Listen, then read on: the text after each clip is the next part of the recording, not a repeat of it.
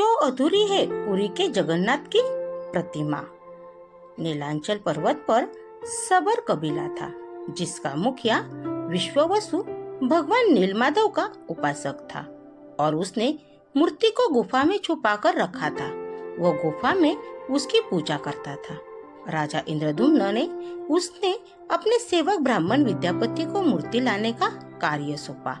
विद्यापति ने मुख्य विश्ववसु की पुत्री से विवाह कर लिया। कुछ दिनों के बाद विद्यापति ने अपने ससुर विश्ववसु से भगवान नीलमाधव के दर्शन करने की इच्छा व्यक्त की।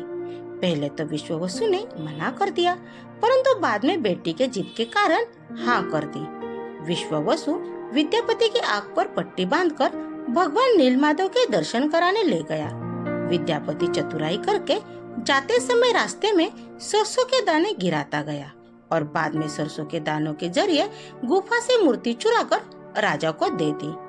विश्ववसु भगवान नीलमाधव की मूर्ति चोरी होने से बहुत दुखी हुआ। अपने भक्त के दुख को देखकर भगवान भी दुखी हो गए और उसी समय गुफा में वापस लौट गए। जाते समय उन्होंने राजा इंद्रदुम्न से वादा किया कि वह उनका एक विशाल मंदिर बनवा देगा तो वे उनके पास जरूर लौट आएंगे। राजा इंद्रदुम्न ने एक विशाल मंदिर का निर्माण करवाया और भगवान विष्णु से मंदिर में विराजमान होने के लिए प्रार्थना की। भगवान ने कहा कि द्वारका से बड़ा टुकड़ा समुद्र में तैरकर पुरी तक आ गया है, उससे तुम मेरी मूर्ति बनवाओ। राजा के सेवकों ने टुकड़े को तो ढूंढ लिया, पर वे सब मिलकर उसे उठा नहीं पाए। तब राजा ने सबर कबीले के मुखिया नीलमाधव के अनन्य भक्त विश्ववसु को उस भारी टुकड़े को लाने के लिए प्रार्थना की।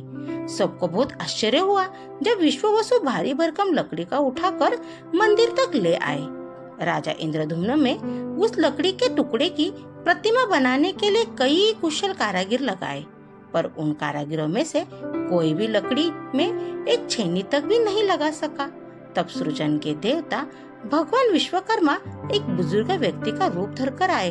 उन्होंने राजा से भगवान नीलमाधव की मूर्ति बनाने की इच्छा व्यक्त की और अपनी शर्त भी रखी कि वे 21 दिन में मूर्ति को एकांत में बनाएंगे। उन्हें कोई मूर्ति बनाते हुए नहीं देख सकता। राजा ने उनकी शर्त सहर्ष स्वीकार कर ली। अब लोगों को कमरे में अंदर से आरी छेनी हथौड़ी की आवाजें सुनाई दे रही थी। इसी बीच रानी गुंडीचा, जो राजा इंद्रधनु की रानी थी, दरवाजे के पास गई, पर उसे कोई आवाज सुनाई नहीं दी। उसे लगा कि वो बूढ़ा कारीगर मर गया है। उसने घबराकर राजा को इसकी सूचना भिजवाई कि अंदर से किसी प्रकार की कोई आवाज सुनाई नहीं दे रही। राजा इंद्रधनु भी चिंतित हो गए। उन्होंने शर्त की अनदेखा करते हुए कमरे का दरवाजा खोलने का आदेश दिया। जैसे ही कमरा खोला गया तो बूढ़ा व्यक्ति कहीं दिखाई नहीं दिया और कमरे में 3 अधूरी मूर्ति प्राप्त हुई। भगवान नीलमाधव यानी जगन्नाथ और उनके भाई के छोटे छोटे हाथ बने थे, लेकिन उनकी टांगे नहीं बनी थी और सुभद्रा जी के तो हाथ पांव ही नहीं बने थे। भगवान जगन्नाथ ने उन्हें स्वप्न में दर्शन देकर कहा कि वे अब से काष्ठ की मूर्ति में ही प्रकट होकर भक्तों को दर्शन दिया करेंगे। राजा इंद्रदुम्न ने इसे भगवान जगन्नाथ की इच्छा मानकर इन अपूर्व प्रतिमाओं को मंदिर में स्थापित कर दिया।